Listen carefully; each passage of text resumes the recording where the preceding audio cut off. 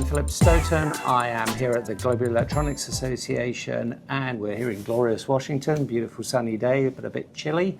I'm joined by Shawn DuBravac, Chief Economist. Shawn, I wanted to divide our conversation into different parts, and I wanted to start with Shawn, the futurist. You're at CES. You've been talking to a lot of other people since then. I wanted to just look at what some of the big takeaways from that event were, and really how you see that impacting trends that are really going to be driven down to the electronic manufacturing supply chain. What were your biggest takeaways? Yeah, I mean, obviously you see AI everywhere. Yeah. So AI embedded into everything, and that ripple effect is being felt everywhere. You see it in the storage market, you see it in the memory market, you see it in the semiconductor market.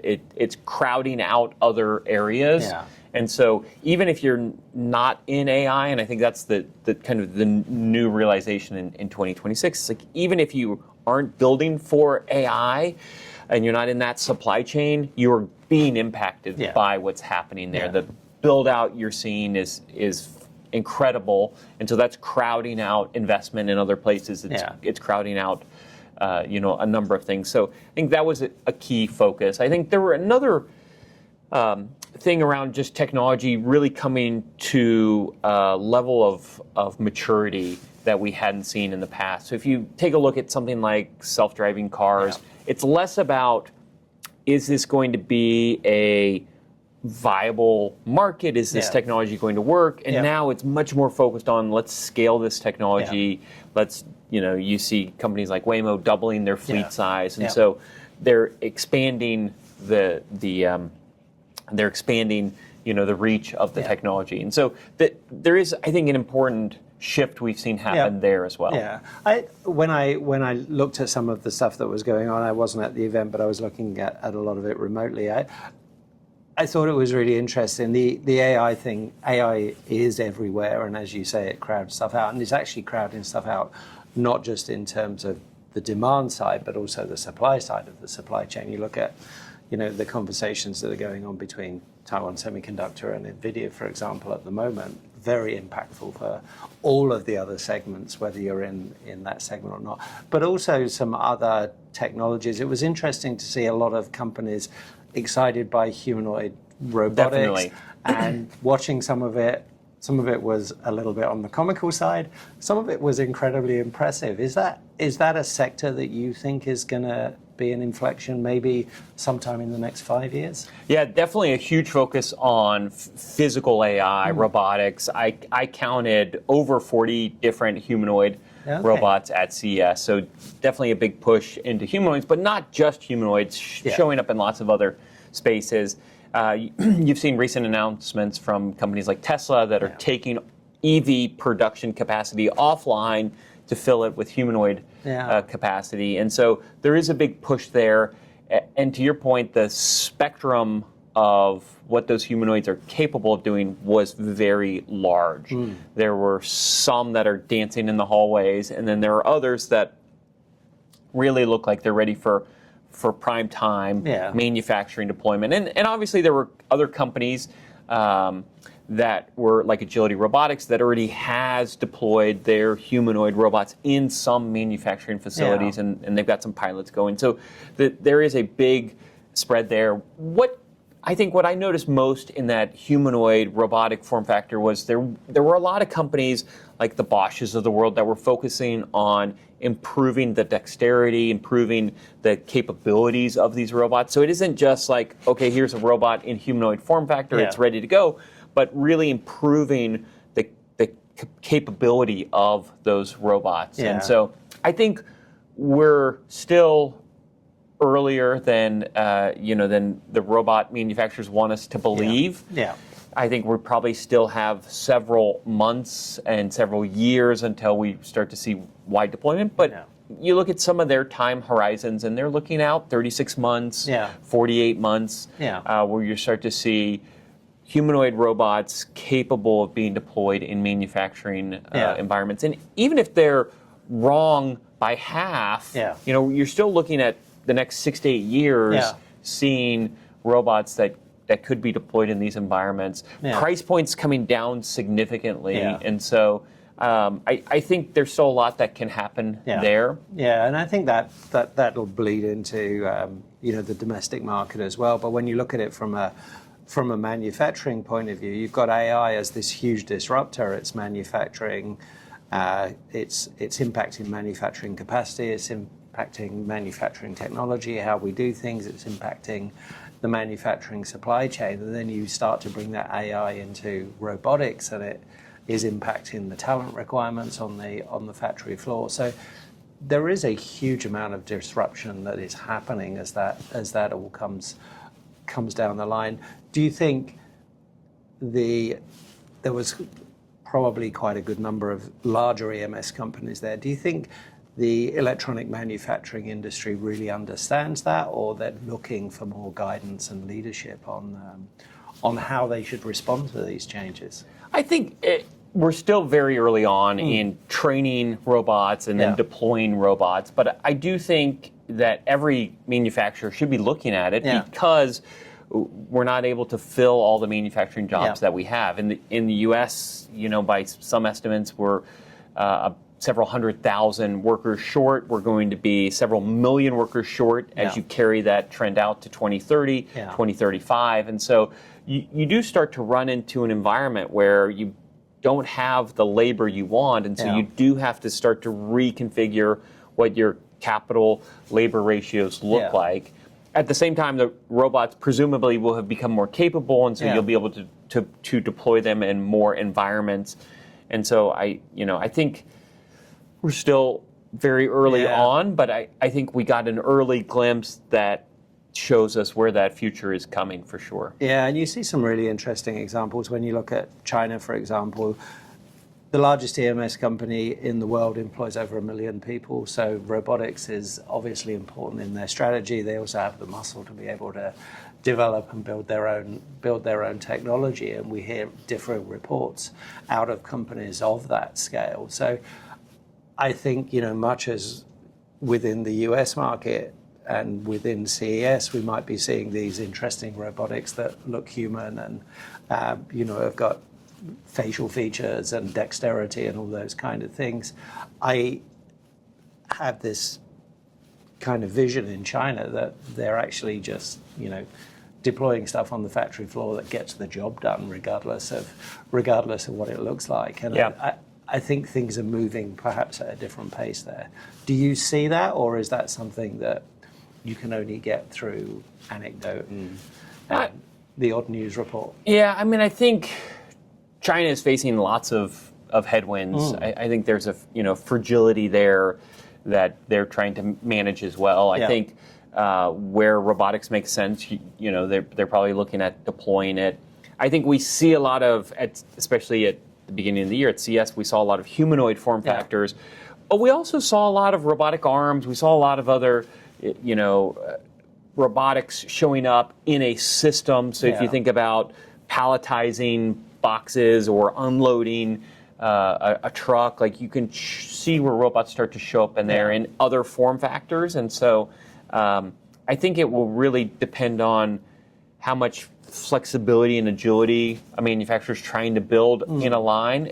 And where I think robots will be most helpful is like when you're just trying to close a circle of production, when you're trying to close, maybe it's moving packages from one end of the facility to another end of the facility. Like if you can just accelerate that piece and free up labor to be focused on other things, then I think there's a lot of great opportunity there. And so I'm not so convinced that other countries are further ahead than others. I think probably other manufacturers are further ahead than others, where they already have a lot of automation or they already have a lot of robotic systems. To think in the mindset of, okay, we're going to extend our robotic systems onto the floor in new ways is more comfortable for them. And so I think that's where the catch-up really has to take place. It's smaller manufacturers, maybe smaller EMS facilities who have been doing things the same way for a very long time that now need to think about,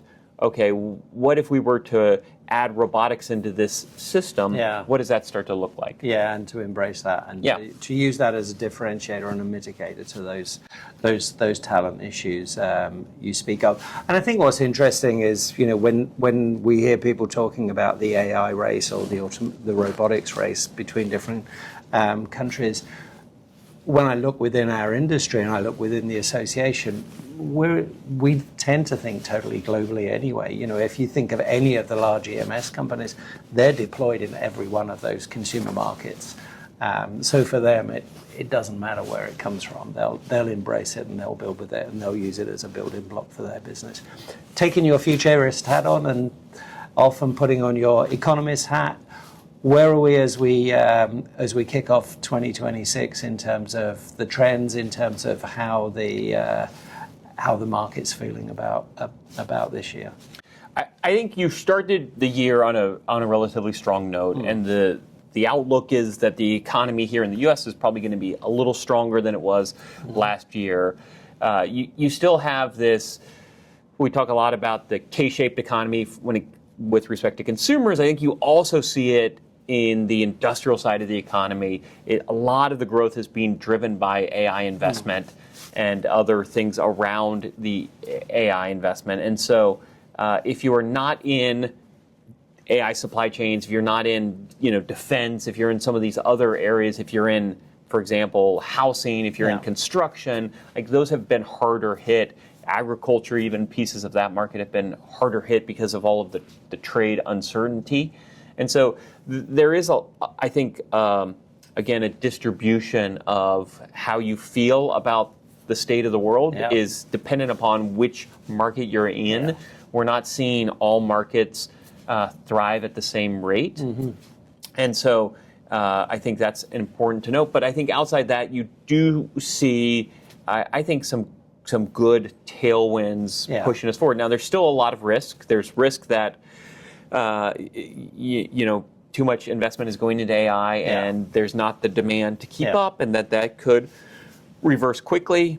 There's risk that the way we're financing that demand is a lot of debt financing, a lot of private credit. So sometimes we don't have as good of visibility into those markets.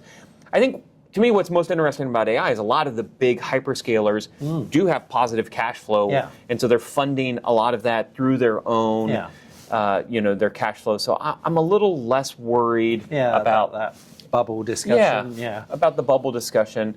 At the same time, if they perceive that demand is slowing, then they'll cut back investment, and that could be the difference between a thriving economy and one that's in recession.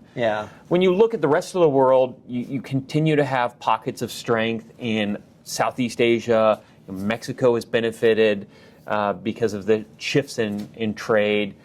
India continues to do very well. Vietnam, Malaysia, other places continue to do very well, and China has suffered as a result of some of the shifts in trade with the U.S. Obviously, they've reallocated some of their trade flows, their exports to other parts of the world, Europe being a big one. And I think Europe is also reassessing what type of relationship they want, especially when it comes to EVs. I think Europe struggles with this idea of that we've got these green initiatives, so we want more EVs. China would be the natural supplier of those EVs because they're supplying them at a much reduced cost. And at the same time, are they willing to sacrifice some of their manufacturing base? And the automotive industry, which, if you're a German politician saying that you're giving up being a world leader in the automotive industry and you're swapping that for a dependence on China, would be a bitter pill for the electorate to swallow. Totally. So I think it's really challenging when you see those market shifts, and I think that is what's creating some of the uncertainty. A lot of the uncertainty, as you say, is around geopolitics and trade.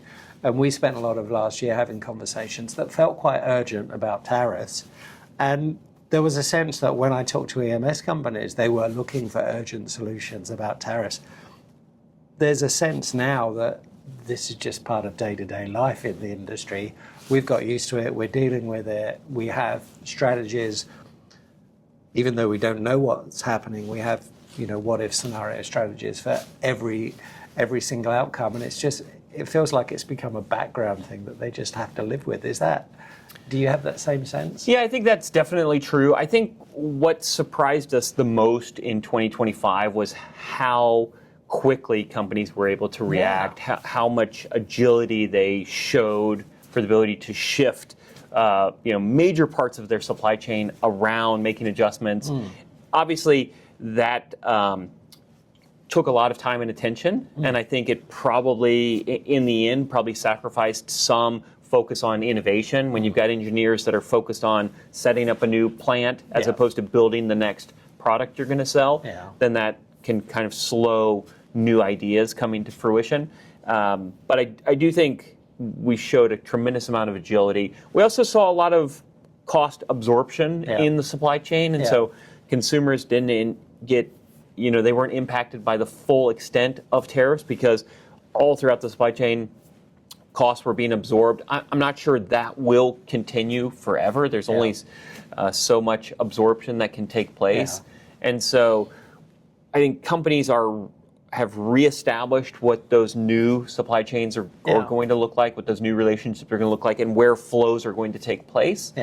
And then they're, kind of recalibrating production around that. So I think that, I've been impressed with their agility. They've done a really good job. And I think during this whole process, there's been an assessment of their global footprint, of what the right EMS model is.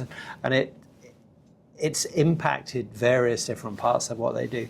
One of the biggest impacts it's had is it's skewed the M&A market. So we've maybe seen more M&A activity last year than we expected on a previous very high year for M&A activity. That seems to be continuing. The interest from private equity in the EMS industry is still very high, which I think is actually a very positive note and shows some confidence in the industry. But obviously M&A for geographical purposes as well as for capacity and for scale has been impacted by tariffs. Do you expect another big M&A year? Do you think there's more of that consolidation coming down the track? I think we could continue to see more consolidation, especially around, to your point, geographic lines. There's still a lot of push to build more manufacturing, both capacity and capabilities in the U.S. And so I think M&A would be a natural way of gaining footholds or strengthening, improving, increasing footholds in the U.S. And so we could see more of that happening in, not only in the U.S. but also in other parts of the world. I think, how that new production comes online. M&A sometimes can be fastest, but I think also we'll see new capacity come online in the U.S. as there continues to be interest there, especially if it looks like the demand is sustainable. Like that's always inhibited new investment in manufacturing capacity. Is the demand going to be here? And so I think the next step is we do need better clarity of what environment manufacturers are operating in. What's the policy environment look like? And I think if we do see a settling there, then you will see, a commitment in 2026 for new plants, new facilities. When you talk about clarity, I think it plays quite nicely into what I wanted to discuss next, which was the role of the Global Electronics Association, the whole picture of providing insight, providing data. You kind of sit at the top of this kind of pyramid of data that is provided by the Global Electronics Association. You're very much looking at, the government trends and the larger trends in the industry. But what I've seen you build more and more is this really stable foundation of data, having developed the partnership with D-Device in Europe, developing partnerships elsewhere, building up the muscle you have internally for bringing that data together. That must be really pleasing for you to be able to support your view of what's going on in the world and opinion with that hard data. Is that something that is consciously being done and you think is really important as part of the member offering? It's definitely something that we are consciously doing. It's something we feel like we've just started to do, that we're going to be doing a lot more of. But having that hard data to provide decision making, I think, is important. I think the other thing is to recognize that unlike other associations, we very much are globally focused. It is a global industry that we are supporting, and so we need global data. So you mentioned, the partnerships we've created with Dieter Weiss and others in Europe to start to build out that data program, to strengthen and build out U.S. data programs, and then to also extend that to the other regions that we operate in, Japan, India, the rest of Asia, to continue to expand what's available so that we can give real-time visibility into market shifts. Yeah, and I think that that real-time element is really important. I think what we've seen in the past is people focus too much on these annual reports, and these annual reports coming 6 months after the end of a given year, and it feels like, okay, that's great data, but we kind of remember and have almost forgotten that, and we're moving on to a new disruption, a new demand. You really want to have that data at your fingertips and as much in real time as possible, and anything that you as an association can do for that is going to be really valuable. Are you finding members are asking more questions about what's happening in real time, not just from a point of government advocacy and what's going on in terms of tariffs and administration stuff coming down the line, but also in terms of what's been happening in specific markets in the last quarter rather than a year ago? Yeah, I think members are looking for information to help them make decisions, and they want to be able to make those decisions not using the rearview mirror. They want to be able to look out forward and see like what's coming and how do we prepare for it, and how do we build greater agility into our operations. And so, as much as we can deliver data that helps with that, whether it's demand, by different sectors, whether it's what the geographic distribution of production looks like, whether it's even just looking at, helping members better understand their cost structure. What does labor look like?